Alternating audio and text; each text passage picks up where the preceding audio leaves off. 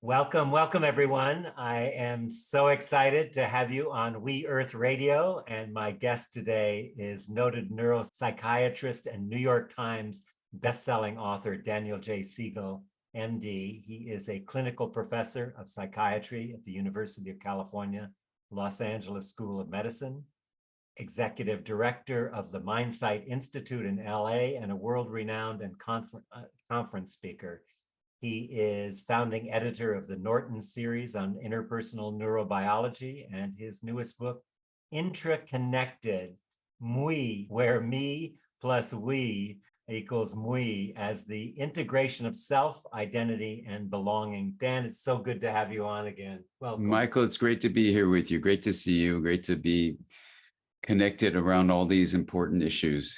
This is a very important issue. Of all the issues in the world, I believe that this journey from separate self to intra or integrated self with everyone else, which we're going to talk about. I thought before we started, maybe you could tell people what interpersonal neurobiology is, though, because some people go, what?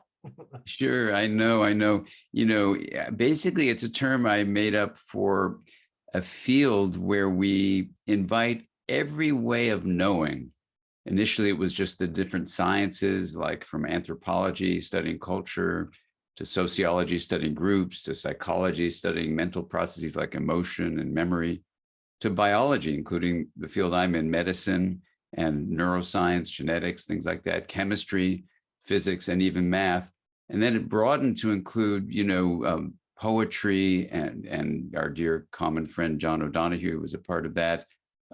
Looking at literature, music, dance, the arts, and then exploring contemplative wisdom, and also indigenous teachings. So here I'm speaking to you from the unceded lands of the Tongva and the Chumash. And when you look at not only their teachings, but broadly indigenous teachings, it really is about how to see the self as much bigger than just your individuality. And so, in interpersonal neurobiology, we say, there is a whole view of reality that every discipline may have a very particular way of studying, but that we want each of them to come in and contribute to the vision of the whole. And we use a process called consilience, a term E.O. Wilson brought back from the 1800s. And consilience means, is there a common ground that has been discovered independently by different pursuits? And then we can build on that consilient common ground to create a framework for understanding the world and things like the mind and consciousness and reality.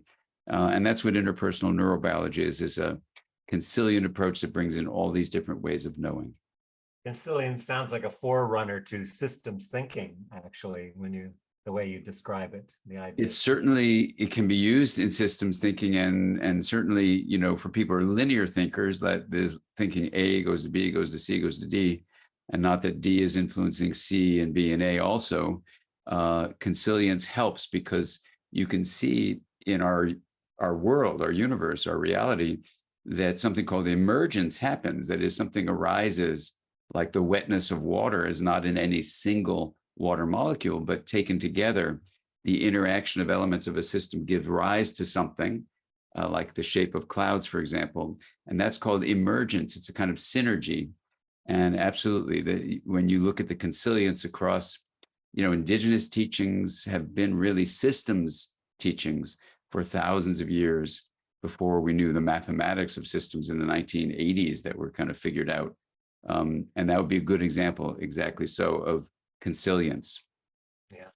So let's talk about the solo self, the lie, the dangers, the impact of this idea of individualism, or the skin. I love Alan Watts had this term, the skin encapsulated ego, which I think of sometimes when you say solo self. Yeah, absolutely. Some interpretations of the word ego would be just like that, this notion of individuality being the sole source of identity. And then your belonging is only to people who are similar to you or related to you or look like you or believe things like you. And that view of let's just call it a solo self, I think contemplative teachings have taught be very wary of that because it can send you down a road of living with a lot of despair. Um, Indigenous teachings have taught that we are not only a part of one another and community, but we are a part of nature. But somehow modern culture, perhaps initially derived from the West, but now distributed all over the world. So I don't use the word Western except to talk historically about it, but we can use the word modern. This modern view is called individualism. And we have a very individualistic culture that believes that the self is embedded in only your body. And this view, while in the United States of America, for example, we may say, well, of course that's true. Who you are is here. I point to my body and I say, this is me. But if we look at the notion of self and say, well, wait a second, is the fundamental nature of self, which we can talk about in a moment, only inside your skin encapsulated body? Or is it something maybe a bit bigger than that and not confined to just the individual? So this is what set the journey for me to just look into some of these things. And it's what led to this word we, because we don't need to go all the way from individualism to what's called collectivism, where the individual disappears as a anonymous being in the we of relationality. But the me plus the we implies something that we don't really have a name for, but that you can be both inner within the body and inter in relationship to people on the planet. So that's where the notion of we comes from. And I can tell you where intra-connected comes from, but it's a story I'll tell. But that's basically the idea of, the solo self may be not only pervasive now in modern culture, but it looks like you could show, and I tried to show this in the book, that it is the source, at least a contributing source, maybe even the cause of how we have, in a difficult way, handled the COVID-19 pandemic. It can be seen as the source of racism and social injustice. It can be seen as the source of misinformation and polarization. Clearly, it's the source of loneliness. And these are all pandemics. And another pandemic is climate change. And just listening to the news this morning before getting on with you, I was so filled with sadness about the meeting that's about to happen and how unlikely it is that modern countries, embracing this individuality, are going to see the greater good of really trying to work collaboratively to reduce carbon emissions. So, I know we can do something by examining, I think, kind of the splinter in our limping humanity on Earth and remove that splinter. I think the splinter is the modern construction of the solo self. And we have time to really have cultural evolution take on a fundamental shift, like looking at what the self is and redefining it. So we don't lose the individual nature of who we are. We actually expand that to include the relational nature. Dan, would you distinguish between individuation and individualism? Yeah, well, That's it's very part of the start of the journey that you take us on in your book. Yeah, exactly. And the book does do kind of a lifespan journey for the reader to say, here's a way of understanding how the self emerges and how then it's shaped by messages from your parents and other family members, how it's shaped in your experience in school and then in your job and then out in society. So you see, number one, that this term self can be looked at really in a disciplined way. So I review a bunch of ways of looking at self, but then come up with something very grounding in a consilient way across all those perspectives. And that's the acronym SPA.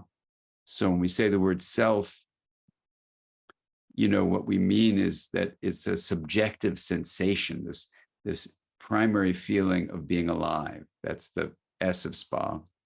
The P is the perspective, taking the point of view from that center of experience we're calling self, and then agency, acting on behalf of some center of experience. So experience is the flow of energy and information, And so it has a sensory component, and it has a feeling to it.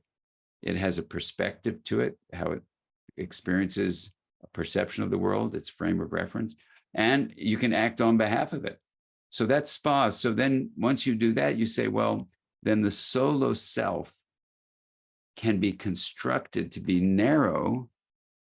So in terms of your question about individuation and the individual and individualism, those all point to the self being centered in the body. And, for a little child, that's fine. You need to know you have a body. You have what's called a core self that I review in the book of, the emotions you feel and the agency you have and the continuity you have in this body and the coherence. You make sense of life, and that's all really, really important.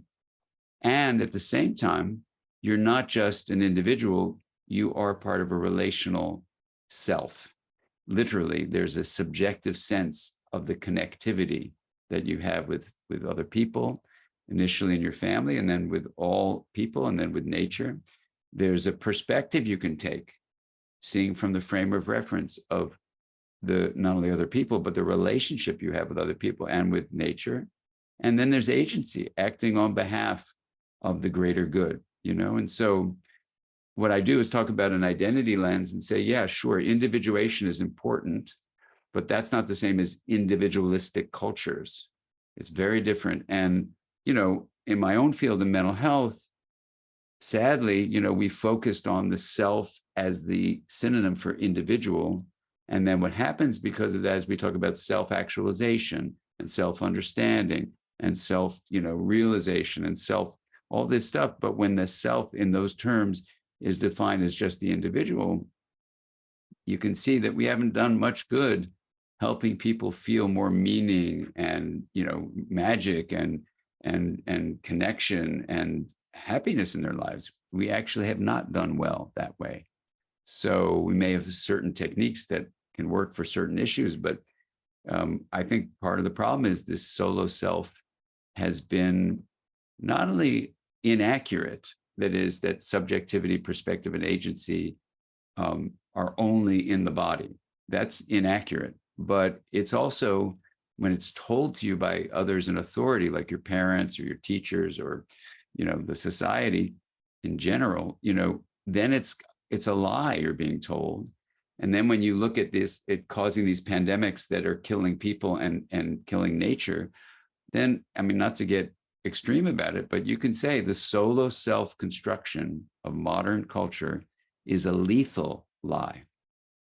So then once that became clear, I started feeling like, wow, what are the words we can use so that we don't freak people out and say, oh, get rid of the self, because there's a self actually hearing someone say that. And they say, no, I am a self.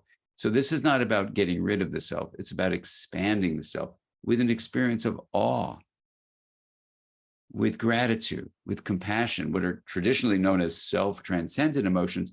But I'm working with researchers like Dacher Keltner to change the name of that and instead call it self-expanding emotions. And it's not that you expand your ego and become more egotistical, just the opposite. It's you realize who you are is not just the individual in the body. You are the relationships with people and with all of nature. Well, language is such an important part. This whole impact of language on the mental constructs that create that kind of rigidity of the solo self. And you talk about the shifting from the nouns to the verbs and how that can release the confinement of our thinking and our relating. Exactly. On that? Yeah, it's exactly like you're saying, Michael. The way to think about it is, the human mind has categories for how it divides up the world. And on top of those categories, we construct concepts, beliefs about how the world is made up. And then when we take those categories and concepts and try to really pin them down, we create linguistic symbols called words. And then we share them with ourselves in journals or books, or we talk to each other like we're doing right now. So it's all good, categories, concepts, words, it's all beautiful.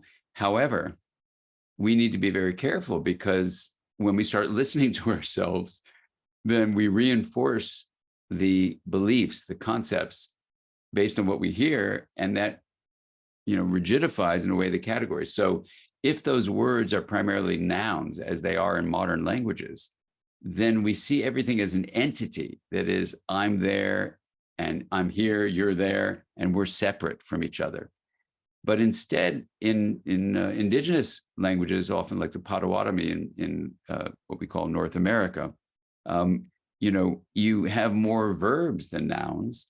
And when you start languaging in verbing ways, I'm trying to do it even just with the ing, then what you start experiencing is a very different fluidity of reality, and the feeling of selfing, if we're going to make up a word like that, becomes something where you say, of course, selfing doesn't just happen, because it's energy flow, and skull nor skin are barriers that block the flow of energy and information. They're just fluidly happening within, sure, and between, yes, in a verbing, selfing, emergent kind of way. And so I begin the book just with an invitation to the reader to say, let's be careful, because we're going to use nouns to talk to each other in this book, but it's really going to be a part of our job collectively as writer and reader to really look at these things. And when I did the reading for the audiobook, the audio engineer got into such an altered state of he couldn't do his engineering. We had to pause, and I said, "What's going on?" And he said, "I don't know. I mean, I'm listening to your words, and my sense of self is expanding. I don't know what's happening. I don't know what's happening." I said, "Well, okay, that's great to hear. And you're in the role of audio engineer now, not just listener to the book. So let me explain to you what the book is about and why that may be happening. And that's cool that it's happening, and that's all a good thing. But you need to be careful, because engineers have to do a certain, technological role in that creation of an audiobook." But it was an interesting experience, I got to say, because when you begin to feel into the verb-like nature of self, it does have this expansive quality. And even if you think about the experience of awe, awe is defined as this experience where you're initially overwhelmed by something. You don't know how to make sense of it. It's a shift in something. You feel a feeling of awe, and then it's accompanied by this sense of expansion of, whoa, my perception, the way it used to be, was narrow. Now it's expanding. Even my subjective experience is expanding. And studies of awe even show the agency part of self. You start acting in more compassionate, altruistic ways. So it's kind of an amazing thing. I don't know what's going to happen when people read the book. The book's, going to be a journey for every reader. But I'm really fascinated to see if the invitation to reflect on self as verb, and therefore a natural invitation to realize that its location is not constricted by the skull or the skin. That just opens up an identity lens to really, like a camera, to really just widen what you're focused on. And sometimes you need to narrow it down, and enjoy the body, feed the body, stretch the body. If there's something going on with the body, take care of the body. So no one is in this journey. No, I'm not saying, and from a scientific point, I'm not saying it's a good idea. That is, we're not getting rid of the self. We're recognizing there's an inner self and an inter self, and the intra-connected term, came from, I was working with some system scientists, and we did a retreat up in Colorado. 3 days of the retreat were days spent alone in the forest. When we came out of the forest, we were trying to share with each other what the experience was like, and very similar. People felt interconnected, interdependent. They used Thich Nhat Hanh's beautiful term, interbeing. And then it came time for me to speak, and I'm, very careful about words. And I said, I resonate with what you're all saying.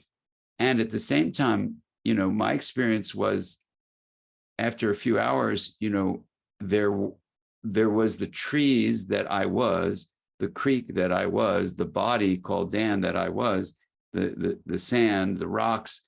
I was it all. So there was no more inter. I don't even know what to call it. I said, I guess it's intra. It was within the wholeness of it all. I was intraconnected. And they go, oh, yeah, that's intraconnected. And when I got back to my computer after we came out of the forest to take some notes, every time I typed, yeah, I had this appearance of, I would call intraconnected. The word processor did autocorrect and changed it to interconnected. And I said, what's wrong with my computer? And I looked it up. There is no such word as intra-connected. And then I thought, wow, based on our conversation about language, I said, if we don't even in English, at least, have a word that talks about the perspective of the whole, then what's our belief and concept about it? And how do we actually see the whole as a category of looking at reality? And that's when I really got inspired to say, this needs to be a conversation, that we need to have with one another, Yeah. Well, just looking at the prefix, inter means between, intra means within. So that notion of that. And Yeah. when you look at, say, a noun, we all know from third grade is a person, place, or thing, Mrs. Smith, Exactly. And so the only way you can know a person, place, or thing is from the past of what you already know.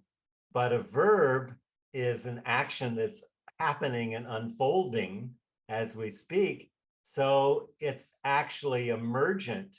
And I think when we pay attention to conversations and language that people use and hear them speak, you can see the difference between an emergent conversation with whatever is happening, feeling, sensing into. The verb aspect is alive, and the noun aspect, that part of coming from the past, is non-emergent. So you can see there's a stuckness in there in that whole sense of self. And Exactly. yeah, Beautifully said. Yeah. Heidegger said that language is the house of being. So, when we look at being, our right to be, that being is constricted by that language. And then, of course, there's belonging and becoming. All three of those aspects of our evolutionary self. I think that's a good opening for you to bring in the piece on belonging, but I'm also interested in the tension between belonging and becoming, because there is a tension there. Yeah. Yeah. And I'm trying to quote John O'Donohue here with his beautiful poem, Fluent. But I'm going to get the end wrong. It's something like, and we can look it up. I'd like to live like a river flows. Surprised by my own unfolding. Surprised by its own unfolding. Yeah, exactly. There you go. That's a beautiful way of joining our minds, Michael. So yeah, becoming and belonging. I mean, that's exactly it, is that these verbs, and I know John has his beautiful book, To Bless the Space Between Us, which I think would resonate with this notion, of the idea of intraconnectedness, the becoming. So if we have a noun-like fixed category, like I am this way, and a concept, who you are is this fixed nature of existence, you are an entity, and there's certainty in entity as identity, and certainty gives us an illusion of safety, right? And the artist Rashid in the entry to the Brooklyn Public Library has this beautiful quote, something like, having discovered the flimsy fantasy of certainty, I decided to wander.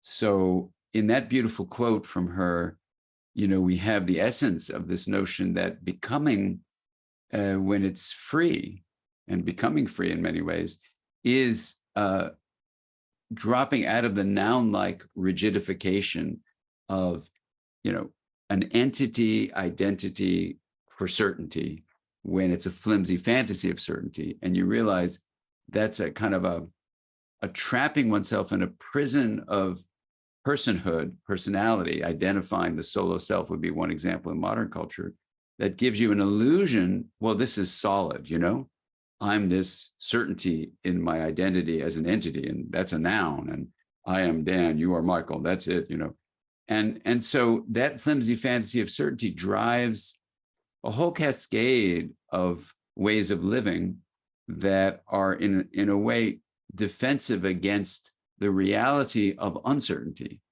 And even when you look at the nature of energy, energy in quantum physics terms is considered the movement from possibility to actuality. And so it's full of emergence, it's full of things arising, it's full of probabilities rather than certainties. And so when you start to live like a river flows, you are surprised by your own unfolding. And as you emerge, then you can say, well, then where are you? Well, that's exactly it. You are in many places. If the you is the spa, the subjective experience, perspective, and agency, and you open that up to becoming free, then it is like this verb-like unfolding. Now, you're asking to relate becoming in that verb-like way to belonging. And if in your verb-like unfolding as a becoming emergent experience of selfing, that is both inner and inter, you come up with, people who believe in the noun-like experience of things and say, hey, people with my color hair are good and people with your color hair are bad, then it's going to feel like not belonging because you are not belonging to that person or that group of people with that color hair. So what the invitation in the book is to say, beneath all that emergence is this process of linking. And that when we link and say we embrace people of all color hair, we embrace species of all kinds of origins, animals, fungi, plants, we are here to embrace linking. And then when you realize the process of linking, while we can see it from a scientific point of view, it's really the experience of love. And then you go, whoa. And, I was able before the pandemic, the viral pandemic, was able to do this wheel of awareness practice with 50,000 people in person, 50,000, not all at once, but, over many workshops. And when they would get in the center of this wheel and drop into pure awareness. So the hub of the wheel, the center, is the experience of knowing or being aware. The rim is a metaphor for representing the things that are known, like what you hear or see or smell, or what you feel in your body, or your thoughts, your memories, your emotions, or even your relational sense of connection. But all those are knowns on the rim, and you can move a singular spoke around. Well, part of the practice in the workshops we would do is to bend the spoke around into the hub itself, or just retract the spoke, or just leave the spoke in the hub, or just have no spoke and just rest in the hub, all the same notion. How can I just be in pure awareness? And even people who've never meditated before, even people who didn't want to be in the workshops and their spouses dragged them there, even people who were like in parliaments where it was just a part of the parliament requirement that they're going to spend a day with me, and I did the wheel of awareness, they would experience in the hub so commonly love, connection. As one parliamentarian said to me once, I've never felt so connected to everyone and everything in my life. And then he was crying because I was so filled with love, and he wouldn't share it with his colleagues. I said, why wouldn't you share it? He goes, they would think I was weak if I talked about love. And that's the tension that I'm talking about, is that if I'm becoming, I'm expanding, I'm growing, and I'm in a group or in a relationship, that's a threat to my belonging in that group and that relationship. So I think that's really important what you're saying. Yeah, exactly. And if that love, that I think it's like a universal thread of the tapestry of reality, actually, love and linkage and connection, this awareness, all this stuff. So when you drop into that, you start getting filled with love. It's just remarkable, actually.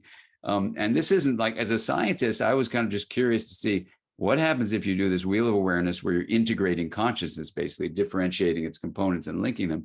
I never had an expectation, zero, that people would get in the hub and say, oh, oh my God, I'm connected to everything and filled with love over and over and over and over again. So as a scientist, just purely as a scientist, I can only say I've collected research data, and this is what the data says. In pure awareness, people feel linkage, that's connection, and love. That's what they're saying. Now you can say, well, how do you know they felt love? I can just tell you, it's what they say. What more can I say about it? Well, did you do a brain scan? Well, this isn't about brain scan. I mean, I'd love to do a brain scan. That'd be cool.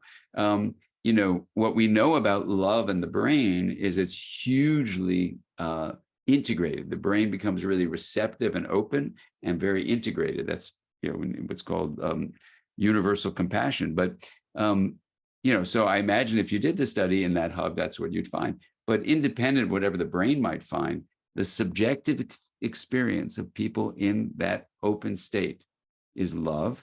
That's the S of SPA. The perspective they take is they start seeing from other people's points of view and the point of view of nature. This is what people talk about. And the agency is they start literally acting on behalf of the greater good. So because the world is them. It's not like, oh, I want to impress people and like show you I'm altruistic. No, it's like if you stub your foot, you take care of your toe, right? Because it's you. So if you becomes this verb-like, more broad experience that you are people and you are nature, you know, then it's pretty natural to take care of our world. And this is why, you know, the solo self view is a lethal lie, because it's, you know, and I talk about this in brain terms in the book, but, you know, when you construct from what you're told that a view that the self is separate, then you categorize there's self versus other. And then if that self is a solo self, then unfortunately, we've had probably 50 million years of primate history where we have in-group, out-group distinction, and we protect our in-group, and we are hostile. If I mean, the best we're neutral, but otherwise we're hostile, sometimes killing in terms of genocide, people we put in the out-group, we dehumanize them. So this history of in-group, out-group distinction means that when you construct a solo self, it makes humanity vulnerable to destroying itself. Itself meaning other humans, and itself literally meaning all of nature. And, you know, even in the last 50 years, this is a sad thing to say, but it's worth just stating it. And although people feel it, we've lost over 2/3 of the species that existed, Michael, when you and I were kids. They're gone. They're gone. I went to do some tide pooling with, you know, the other day where I used to always go as a kid. The tide pools were empty. When I was a kid, they were teeming with life. I walked around there. I said, well, I don't mind my feet being wet. That's kind of fun. But where are my fellow beings? Where are we? You know, where did we go? And it was really sad. You know, there's a Glenn Albrecht is a philosopher down in Western Australia who has this powerful and painful term called solastalgia, a longing for the world that used to exist, that even if we weren't alive back then, we know it used to exist. And it's the sadness. And Joanna Macy beautifully talks about that to connect with each other and with nature, we need to go through a grieving process and not ignore that. So anyway, I don't want to make this a downer, but the positive thing about this is, you know, if the mind in modern culture has in fact constructed a solo self that is in fact the cause of these pandemics, including climate change issues and racism and social injustice, while that's sad to know we've created it, the good news about that is if the mind created it, the mind can actually change from business as usual and go in a different direction. You know, Joanna Macy calls this the great turning. And in the book, there's kind of a message of here's how we can actually cultivate the conditions making the great turning more likely to happen. And it begins with, as Joanna says, you know, quantum change, which is what I talk about in the book, of, you know, who we are, what our identity is. Yeah, I just want to say for a second, first of all, that the Wheel of Awareness practice, there's a section in the back of your book. And yeah. Again, the book is intra-connected, just put a plug in for it. And And I'm talking to Dr. Dan Siegel about this new book called Intra-Connected. And I wanted to go back a little bit when we were talking about uncertainty, because I was feeling not quite, there's a whole nother piece there that I think is important to bring in, that in that quest for certainty is also the quest for control. And that's such a huge issue that keeps us from being emergent and being in a place where we can actually connect and feel each other. So I'd like to talk a little bit more about this journey into uncertainty and how that can actually support us in breaking through the barriers, the prison of our own self-imposed identity. Yeah, exactly. It's exactly like you're saying, Michael. That flimsy fantasy of certainty has with it that is, if I can predict, I can protect. So that, prediction is about somehow knowing with some kind of degree of certainty how to prepare for things that might happen. So I'm going to be safe, basically. So it's one of the core motivations we have, is for safety through certainty. Now, how do you attain that?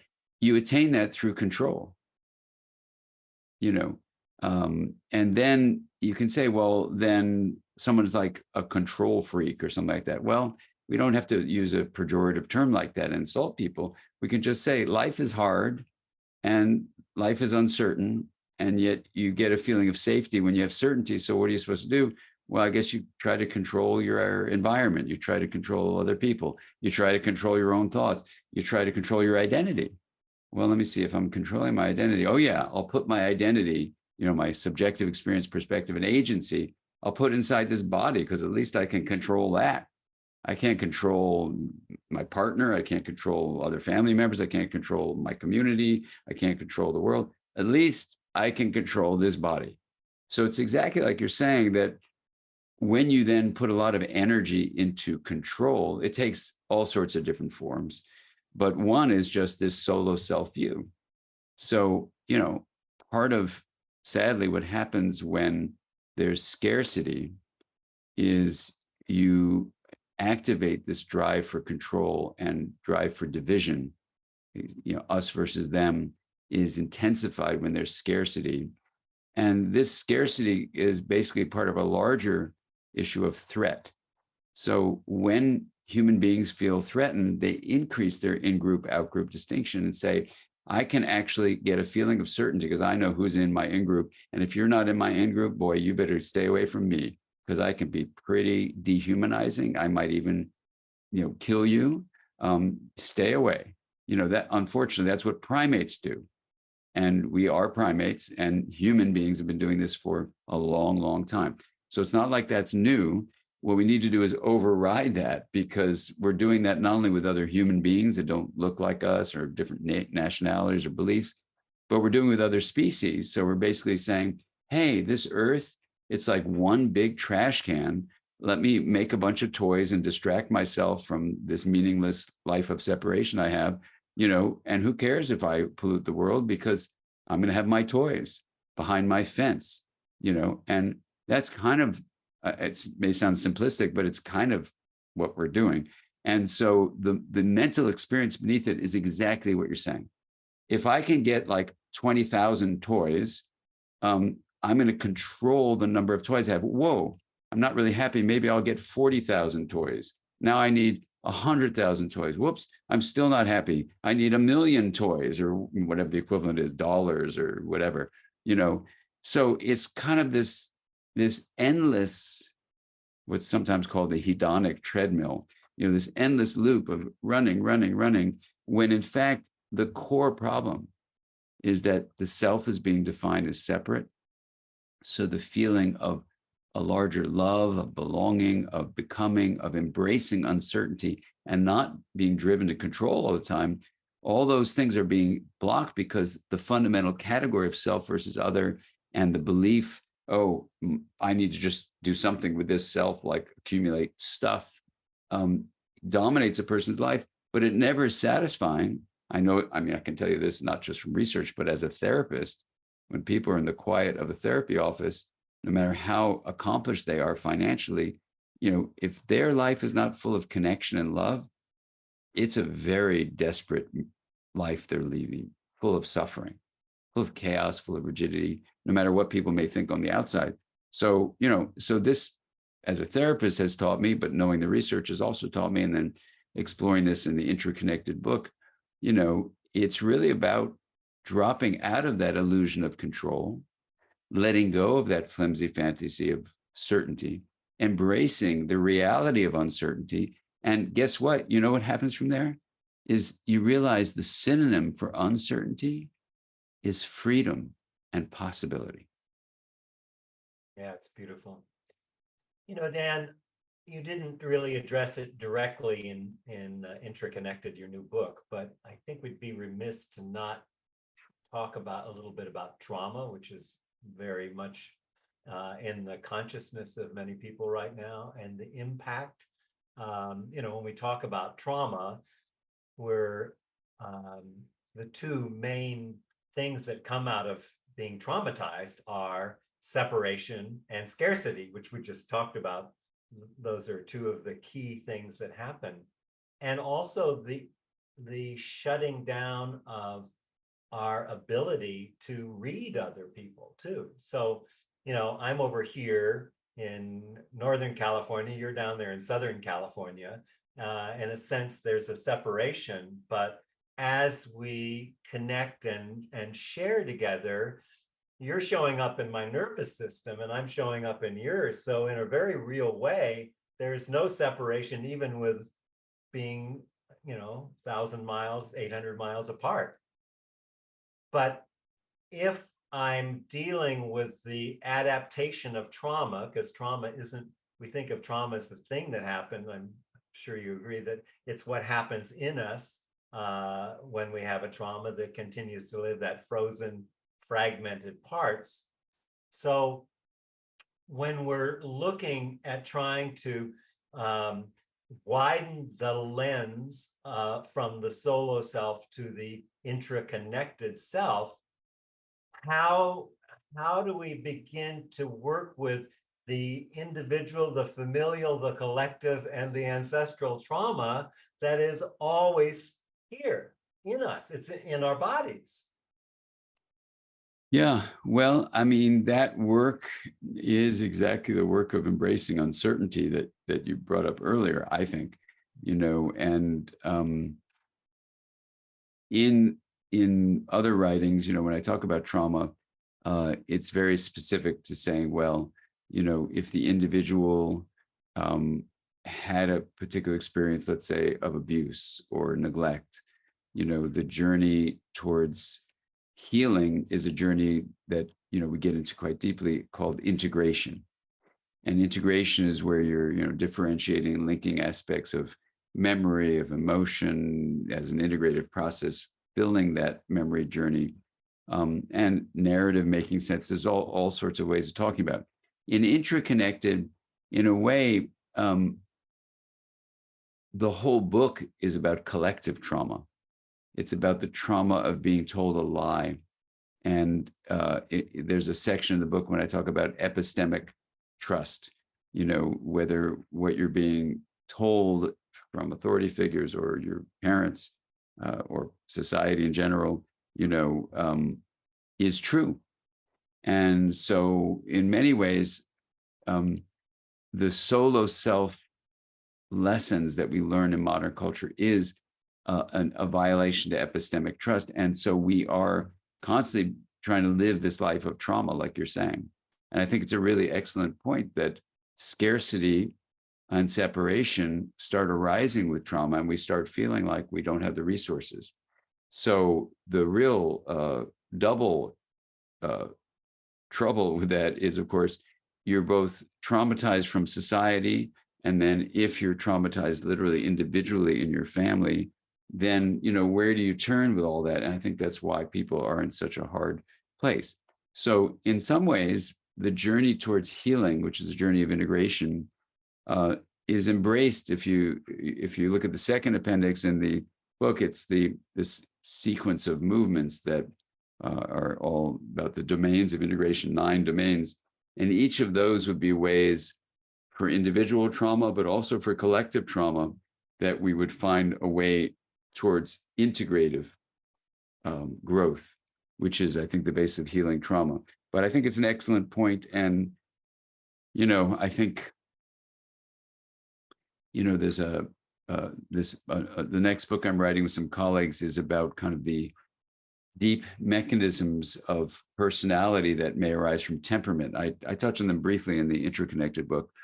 And that so each of us may have our unique way of dealing with our personal trauma, but also the planetary trauma can arise in, broadly with 3 kind of vectors or directionalities. One is about the need for agency that can really give rise to a lot of anger if it's frustrated. Another is a need for bonding that can give rise to a lot of sadness or separation distress. And a third is this motivation for certainty, which can, looking for safety, which can give rise to a lot of fear. So those are the big 3 people often talk about: anger, sadness, and fear.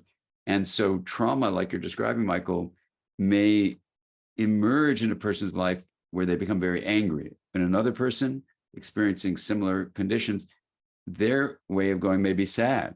Other people may be terrified. So I touch on that briefly, and then I'll have an entire book or books coming up, looking at that, especially when you weave this with attachment. Then you have some really, really powerful ways of saying, yes, we're facing very overwhelming conditions you could certainly call trauma and traumatizing. And each of us may have a temperamental proclivity, to have this predisposition of our nervous systems, maybe highlighting one of these vectors: sadness, anger, fear. And then understanding that and realizing, the drive for agency or the drive for bonding or the drive for certainty, may have different potencies in us. And that doesn't mean we're not all experiencing trauma. It just means we may actually internally experience it and then express it in quite distinct ways. So there are lots of layers to how to address your question. And, and there'll be an entire book coming I look forward to that. On that. It's just another aspect, not necessarily just the trauma part, but, I came out of the corporate world where I used to say I work with heads on sticks. They don't only have bodies to carry their head to the next meeting, right? And I was fortunate to spend almost 4 decades with Gabrielle Roth, that I more in my body as a student and a teacher, and brought that into the corporate world. But people are more than ever, I think, disembodied and unable to connect with their emotions. Yeah. And so, this, you mentioned movement. That's what triggered this in that section. And, to really have conscious movement. I mean, Gabrielle's 5 rhythms was an incredible gift.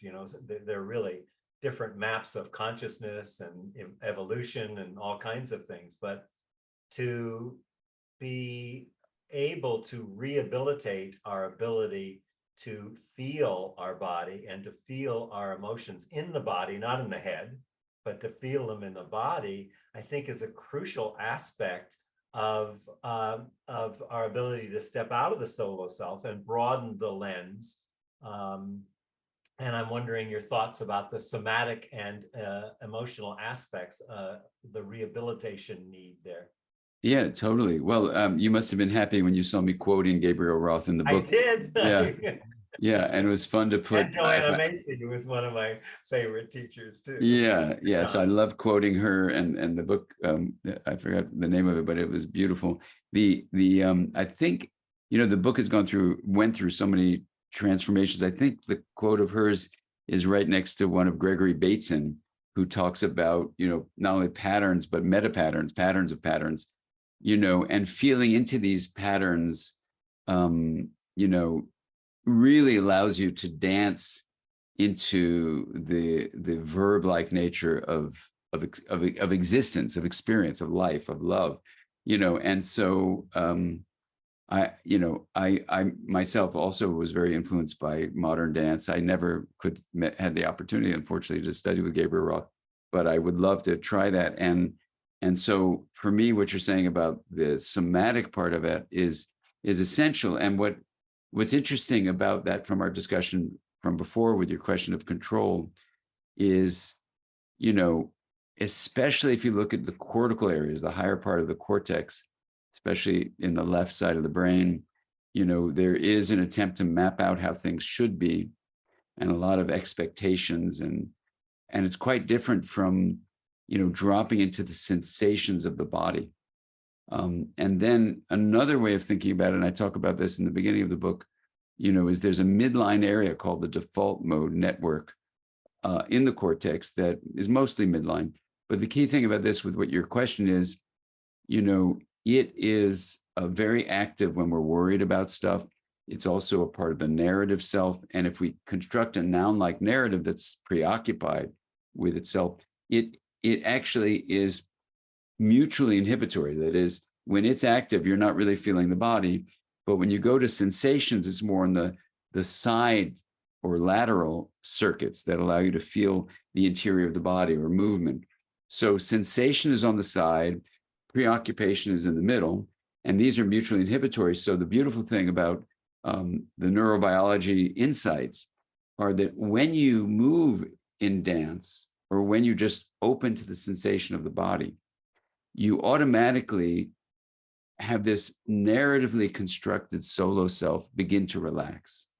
And you can't control what your body is feeling. You can try to control bodily movement, but even in that, there's an emergent process of, dancing with someone else or dancing with the music or, finding yourself, working with gravity, that it is not possible to control everything.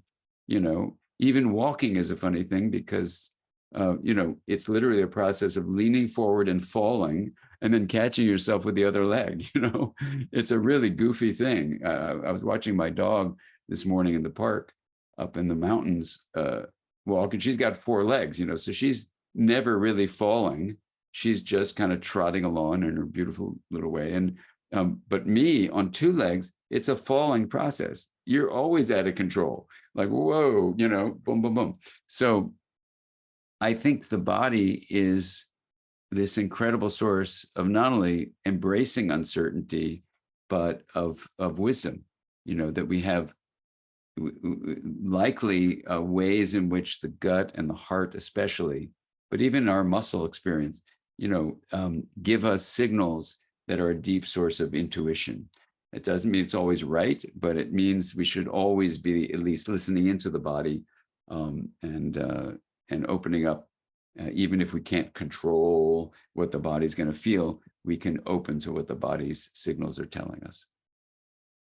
We're getting close to the end of our time, and I'm just, so I could easily spend a few more hours talking with you, Dan. But I'm thinking of, our structures, much because of this solo self, are falling apart. Our economic structures, our environmental structures, our educational, there's a lot of chaos and dissolution that's happening and will continue to happen. And I'm wondering, I often say that the currency of the future is community. And I'm really curious about how maybe some of the suggestions you have to not only dissolve, because it's easy to look at the separate self as being a leader, but what about leadership of the future in our communities when people are really in uncertainty and difficulty and challenges just with basic, and which is happening so many places in the world, just basic needs like food and shelter and that. How can we use this work that you've been doing on the intra-connection to put our attention on a larger context of how will I be a leader in my community and how will I support people? Because I like taking it out of the individual, because we're doing that in my community. Yeah, it's a great question. I'll begin with a term I learned from Arthur Zions. It's an academic term, and people use it in different ways, but it's called pervasive leadership. And what that means is that every human being has the potential to take on a vision of how the world could be, embrace that, and within whatever their domain of their life is, influence certainly their own actions, and then and inspire one person next to them, two, you know. So pervasive leadership means everyone can take on these ideas and make that happen. Now, different people in terms of systems have different functions in a system. Some are working in their corner of a system, and they can make the plot of small plot of land there growing vegetables that they eat. Someone else may be in a larger nodal system to not only maybe organize a whole farm, but someone else might be in a position to work in government to really work for new kinds of farming that are regenerative. And Paul Hawking's great book, Regeneration, is, can show you ways to do that. So every one of us, as they say in the Potawatomi Nation, Robin Wall Kimmerer says this in Braiding Sweetgrass, has a responsibility to cultivate our individual gifts and offer them for the greater good. So, my hope for the intraconnected conversation is that people realize that you begin to have the conversation even within your inner self, that, wow, I'm a verb, not a noun, and I can actually open up to being not just inside, but between. And when I embrace the two of them, it's the intraconnected nature of my we, even just something small like that. You start speaking with a neighbor about that, a friend, a colleague, soon a conversation turns into cultural change. And now, can we institute this in formal ways in companies? Yes. In governments? Yes. And, I'm working in that level too. But, for a given reader, I think the notion of pervasive leadership, which I bring up in the book, is really important, because everyone should feel the empowerment that this cultural shift, it's not that it's not our fault, but it is our responsibility in whatever ways we can do, small and large, to really start considering this might be the splinter. We remove the splinter, and then we can walk through life in a much more regenerative, integrative, whole kind of way that I think is I think it's very possible. I think the book tries to say, we can do this. Now, the big question is, will we do this?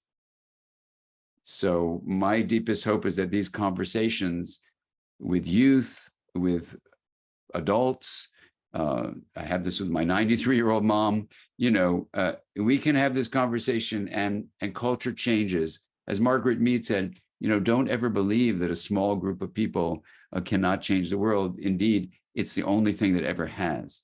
So even if it's just a small group of people that start this conversation out, we can do this, and I think we will. Yeah, beautiful. Dan, such a delight. Again, your book, Interconnected, I highly recommend it. Is it out on the street yet? It'll be out November 15th. November 15th, coming right up. So yeah, just many thanks for all your work, and just so grateful for the time together. Thank you. Thank you, Michael. It's an honor. Thank you for being here.